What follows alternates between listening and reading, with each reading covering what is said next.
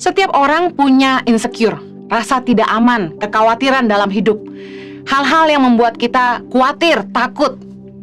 Insecurity membuat orang tidak percaya diri dan hidup dalam kekhawatiran. Filipi 4 ayat yang ke-6 berkata gini, "Janganlah hendaknya kamu khawatir tentang apapun juga, tapi nyatakanlah segala hal keinginanmu kepada Allah dalam doa dan permohonan dengan ucapan syukur." Apa yang jadi insecurity dalam hidup Anda? Apa yang membuat Anda merasa khawatir dan tidak aman? Mari bawa itu di hadapan Tuhan. Ucapkan syukur. Saya ingin share yang pertama-tama, apa yang membuat kita insecure? Biasanya menjadi tolak ukur dalam hidup kita. Hal-hal yang membuat kita insecure biasanya menjadi tolak ukur atau motivasi dalam hidup kita. Contohnya, karena takut miskin, karena tidak mau dihina, orang fokus kerja keras supaya jadi kaya.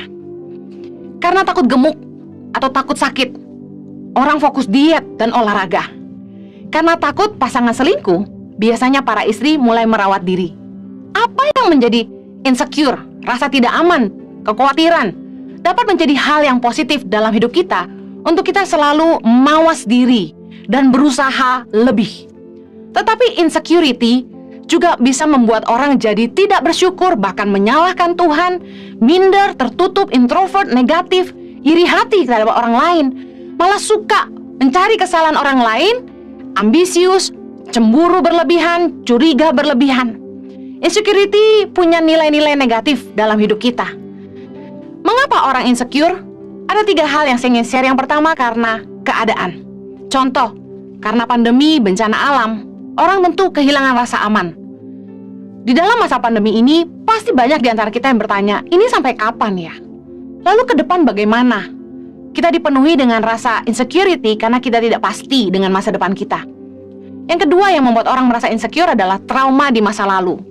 Contohnya, waktu kecil pernah mengalami abuse, mengalami kekerasan dalam rumah tangga, punya pengalaman dihianati oleh pasangan, punya pengalaman ditipu orang. Trauma masa lalu bisa membuat orang jadi insecure dalam hubungan. Yang ketiga yang membuat orang insecure adalah cara seseorang dibesarkan. Orang yang dibesarkan dalam lingkungan atau keluarga yang tidak sehat dapat menciptakan gambar diri yang buruk, sehingga ia tumbuh jadi orang yang tidak percaya diri, minder, introvert, merasa tidak dikasihi, merasa tidak diinginkan, haus penerimaan orang banyak, bahkan tidak bisa menerima kekurangan diri sendiri. Fokusnya selalu pada kelemahan, aku jelek, aku begini. Dan adanya masalah yang mengikuti kemudian adalah kegagalan dalam hubungan karena sulit mempercayai orang. Insecure membawa dampak yang negatif dalam hidup kita.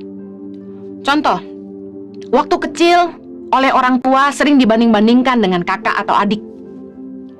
Latar belakang keluarga yang miskin membuat banyak anak tumbuh besar minder dengan teman-teman yang lain. Latar belakang orang tua yang bercerai, broken home, membuat anak jadi tidak percaya dalam hubungan, haus kasih sayang. Penolakan orang tua terhadap anak, contoh ingin anak laki-laki tapi yang lahir perempuan. Bully di masa kecil, dibesarkan dengan lingkungan yang seringkali abusive dengan kata-kata bahkan dengan tindakan. Ini dapat membuat anak-anak tumbuh besar dengan gambar diri yang buruk sehingga mereka lahir insecure. Saya ingin bukakan kebenaran firman Tuhan bahwa setiap kita itu diciptakan Tuhan dengan kelebihan dan kekurangan. Setiap orang punya kekuatan dan juga kelemahan. 1 Korintus 15 ayat 40 bilang gini, ada tubuh sorgawi dan ada tubuh duniawi, tetapi kemuliaan tubuh sorgawi lain daripada kemuliaan tubuh duniawi. Ayat 41, kemuliaan matahari lain daripada kemuliaan bulan, dan kemuliaan bulan lain daripada kemuliaan bintang-bintang, dan kemuliaan bintang yang satu berbeda dengan kemuliaan bintang yang lain. Setiap kita dikaruniai Tuhan kelebihan yang berbeda-beda. Tuhan kita adil. Kita harusnya fokus kepada kekuatan yang Tuhan tanam dalam hati kita. Jangan sampai kita tidak bersyukur dengan kelebihan yang Tuhan berikan dalam hidup kita. Percayalah bahwa setiap kita itu lahir dengan kekuatan yang dari Tuhan. Mari berdamai dengan kelemahanmu. Temukan potensi yang Tuhan tanam dalam hidupmu dan fokuslah mempertajam kekuatanmu. Jadilah ahli dalam apapun yang engkau kerjakan. Saya ingin ingatkan bahwa sekedar cuma bisa, itu banyak orang bisa. kita harus berusaha menjadi salah satu yang terbaik di bidang kita masing-masing. Kita harus berusaha menjadi orang yang dibutuhkan. Fokus sama kekuatan kita, sehingga kita menjadi orang yang dibutuhkan. Hidup ini bukan hanya tentang prestasi, tapi kontribusi. Hidup bukan hanya untuk jadi kaya, tapi berguna. Jangan sampai kita fokus sama kelemahan kita, tapi pastikan kita gali kekuatan yang Tuhan tanam dalam hidup kita. Pastikan kita tidak hanya berhenti di level bisa, tapi kita jadi orang yang dibutuhkan. Kita jadi orang yang berguna buat masyarakat dan orang-orang di sekeliling kita. Ingat sekali lagi, hidup ini bukan soal prestasi, tapi kontribusi. Jangan insecure, tapi bersyukur. Kalau kita menghargai Tuhan, maka kita akan bersyukur dengan apapun yang Tuhan sudah kasih dalam hidup kita. Sikap hati kita seharusnya, Dia penjunan, kita tanah liat. Yesaya 64 ayat 8 berkata begini, "Tetapi sekarang ya Tuhan, Engkaulah Bapa kami, kamilah tanah liat, dan Engkaulah yang membentuk kami, dan kami sekalian adalah buatan tangan-Mu." Percayalah gini, sebagaimana Tuhan menciptakan kita, percayalah bahwa itu yang Tuhan pandang baik untuk kita. Sebenarnya manusia yang membuat standar yang kemudian membuat kita sendiri merasa nggak sempurna. Contoh, dunia menetapkan standar wanita cantik adalah wanita yang putih, membuat yang tidak putih merasa tidak cantik. Dunia menetapkan sebuah standar bahwa orang yang cantik harus langsing, sehingga membuat orang yang tidak langsing merasa tidak cantik. Hidung harus mancung, sehingga kita yang kurang mancung merasa tidak cantik. Mata harus belok, sehingga yang sipit merasa kurang puas. Sebenarnya, miliki pandangan ini, Tuhan adalah penjunan yang membentuk kita. Dia pasti buat menurut apa yang Dia pandang baik. Tidak mungkin Tuhan bikin kita nggak baik. Kita harus percaya dan harus bersyukur.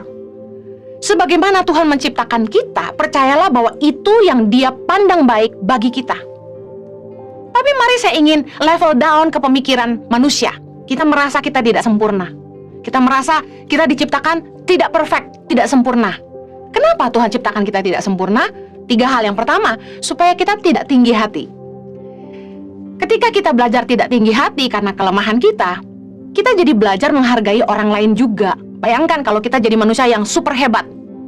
Tentu kita akan jadi orang yang tidak tahu menghargai orang lain dengan kehebatan yang mereka punya. Setiap kita punya kekuatan yang berbeda, setiap kita punya kelebihan masing-masing. Kita harus belajar menghargai orang lain juga. Dengan ketidaksempurnaan kita jadi belajar tidak tinggi hati. Yang kedua, kenapa Tuhan menciptakan kita tidak sempurna? Supaya kita bekerja sama. Kelemahan kita menunjukkan siapa yang kita butuh untuk menolong dan melengkapi kita. Hidup ini harus saling berbagi, saling melengkapi. Bukankah begitu kita membutuhkan pasangan untuk melengkapi hidup kita, membutuhkan orang lain di sekitar kita, karena kita tidak sempurna, kita butuh mereka. Bayangkan kalau kita bisa mengerjakan semuanya tanpa orang lain, kita nggak mungkin kerjasama. Saya punya keterbatasan, karena itu saya butuh bantuan. Tuhan menciptakan kita tidak sempurna supaya kita butuh yang lain juga. Kita bisa belajar bekerja sama. Yang ketiga, kenapa Tuhan menciptakan kita tidak sempurna? Supaya kita belajar mengandalkan Tuhan. Semua orang pasti punya kelemahan, karena itu kita butuh Tuhan. Ingat, salah satu malaikat Tuhan yang merasa diri sempurna, dia tinggi hati lalu jatuh. Kita bersyukur karena kelemahan kita melihat kuasa Tuhan sempurna dalam hidup kita.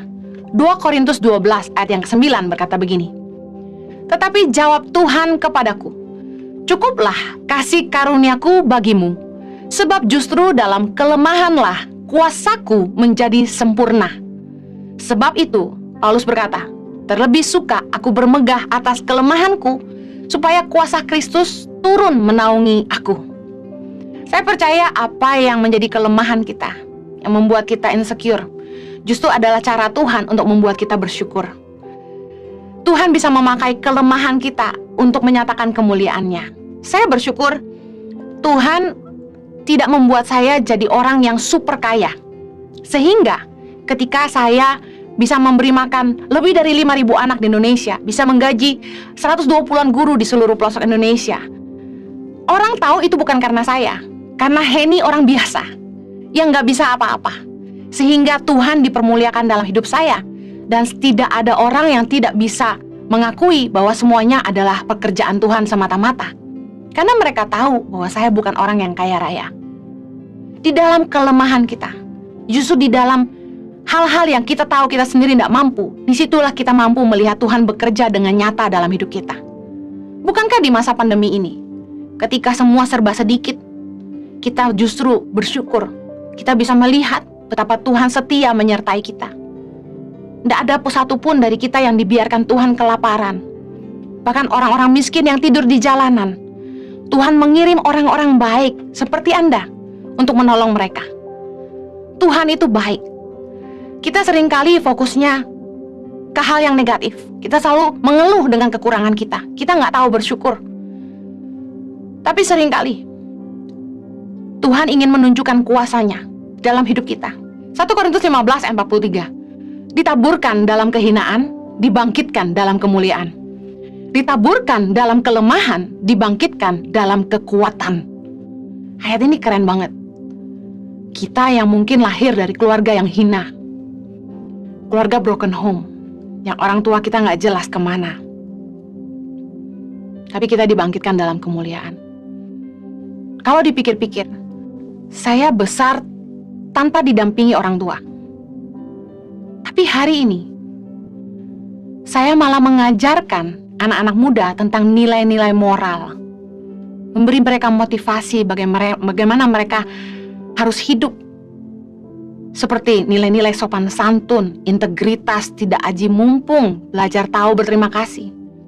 Padahal, tentu akan menjadi sebuah kenyataan bahwa anak yang besar tanpa orang tua biasanya liar dan tidak tahu sopan santun. Bahkan ada istilah berkata, dasar nggak pernah dididik.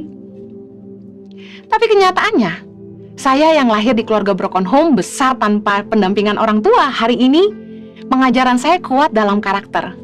Bagaimana saya memotivasi orang-orang muda khususnya untuk menghormati orang tua, tidak aji mumpung dan lain sebagainya. Ditaburkan dalam kehinaan, dibangkitkan dalam kemuliaan. Ditaburkan dalam kelemahan, dibangkitkan dalam kekuatan. Percayalah, kalau kita bisa bersyukur, Tuhan bisa mengubah apa yang membuat kita insecure, justru membuat kita jadi bersyukur. Tuhan sanggup mengubah insecure jadi bersyukur dalam hidup kita. Saya ingin memberi beberapa pembahasan tentang insecurity dalam hidup orang banyak, dalam kasus-kasus yang berbeda. Yang pertama, insecure karena fisik yang kurang baik. Manusia itu selalu melihat penampilan, tapi tahukah Anda bahwa Tuhan itu melihat hati? 1 Samuel 16 ayat ke-7 berkata gini, tetapi berfirmanlah Tuhan kepada Samuel, janganlah pandang parasnya atau perawakan yang tinggi, sebab aku telah menolaknya. Bukan yang dilihat manusia, yang dilihat Allah. Manusia melihat apa yang di depan mata, tetapi Tuhan melihat hati. The real beauty of a woman is in her heart. Kecantikan yang sesungguhnya dari seorang perempuan adalah di hatinya. Pernahkah Anda melihat pasangan, orang pacaran atau menikah, yang secara mata, fisik mereka seperti tidak berimbang? Maaf, kita seringkali berkata, kok bisa dapat istri secantik itu ya, padahal suaminya biasa banget. Atau sebaliknya, kok suaminya ganteng banget ya, padahal istrinya biasa banget. Pernahkah Anda melihat pasangan yang seperti itu lalu Anda mulai mengomentari? Saya ingin bilang gini, cinta itu nggak bisa milih. Cinta itu urusan kedalaman, bukan permukaan. Orang bisa jatuh cinta bukan karena fisik aja. Banyak jomblo yang insecure, merasa tidak cantik, lalu takut gak ada yang mau. Saya mau bilang gini, perhatikan apa yang bisa diubah dan yang tidak bisa diubah. Saya mau buktikan bahwa fisik bukan yang utama. Wajah